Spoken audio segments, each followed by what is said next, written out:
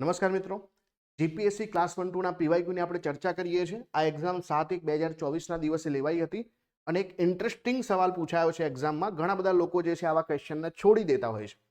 અહીંયા તમને આપ્યું છે કે બે ઘરની કિંમતનો ગુણોત્તર જે છે 16:23 છે. હવે જે છે અગત્યનું છે કે ભાઈ 2 વર્ષ પછી જ્યારે પહેલા ઘરની કિંમત 10% જેટલી વધે, જ્યારે બીજાની કિંમત જે છે 477 રૂપિયા વધે છે. બંને જો ટકાવારીમાં આપ્યો તો આપણો ગુણોત્તર જે છે ઇઝી થઈ જતો, પણ એક તો ટકાવારીમાં આપ્યું છે અને બીજું જે છે પૈસામાં આપ્યું છે. તો આપણે શું કરી શકીએ, એકની કિંમત જે છે 16x માની લઈએ, બીજાની કિંમત જે છે 23x માની લઈએ. હવે 10%નો વધારાનો મતલબ શું થાય ભાઈ, કે 16x ના 10% એટલે 1.6 થશે, એટલે કે વધારો જે છે 1.6x થશે. જ્યારે બીજી તરફ વધારો જે છે 477 રૂપિયા છે, તો નવો જે ગુણોત્તર જે છે એ આપણને મળે છે 11:20. તો આને આપણે આવી રીતે લખી શકીએ કે પહેલા જે છે આપણી પાસે જે છે જૂના ઘરની કિંમત 16x હતી, પરંતુ 1.6x કિંમત વધે છે અને આ ગુણોત્તર 11 આવે છે.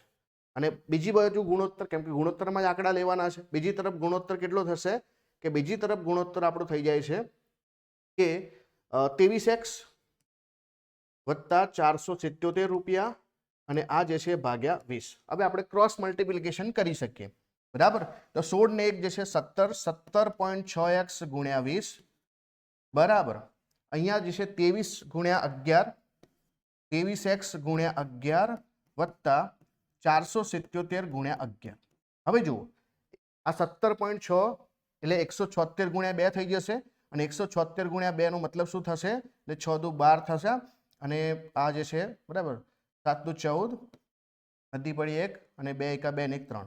તો આ જે છે કેટલા થઈ જશે ભાઈ, બરાબર 6 દુ 12 વધી પડી 1, 7 દુ 14, 14 ને 1 જે છે બરાબર, આ થઈ જશે ભાઈ 352. આ થઈ જશે 352. 352x બરાબર 23 ગુણ્યા 11 કરીશું તો 23 230 અને 23 એટલે કે અહીંયા થશે 253. આ થઈ જશે 253x. આને આપણે ગુણાકાર હજુ નથી કરતા આપણા સિમ્પ્લિફિકેશન માટે.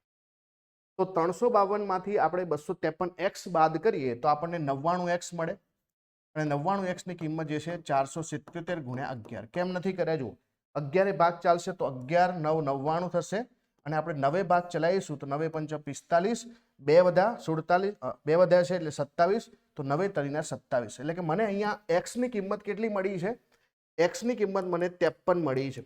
અને હવે આપણને શું પૂછ્યું છે કે ઘરની મૂળ કિંમતો કેટલી હતી, તો મૂળ કિંમતો તો 16x અને 23x હતી ને, તો 16 ગુણ્યા જે છે 53 કરવામાં આવે, બરાબર. x ની કિંમત તો 53 મૂકીએ તો જુઓ 16 તરીના 48, 8 વધી પડી 4, પછી 16 85, 80 ને 4 84, તો 848 રૂપિયા પહેલા ઘરની કિંમત આવે.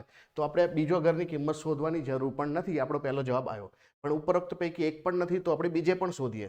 તો 23 બરાબર ગુણ્યા 53 કરીએ તો અહીંયા ભાગ ચલાવીશું આપણે, તો 5 તરી 15 વધી પડી 1, 5 દુ 10 ને 1 11, 3 તરીના 9, 3 દુ 6, તો શું આવશે 9, 6 ને 5 11 બરાબર, તો 1219 રૂપિયા. તો આપણો જવાબ આવી ગયો કે ભાઈ 848 અને 1219 રૂપિયા.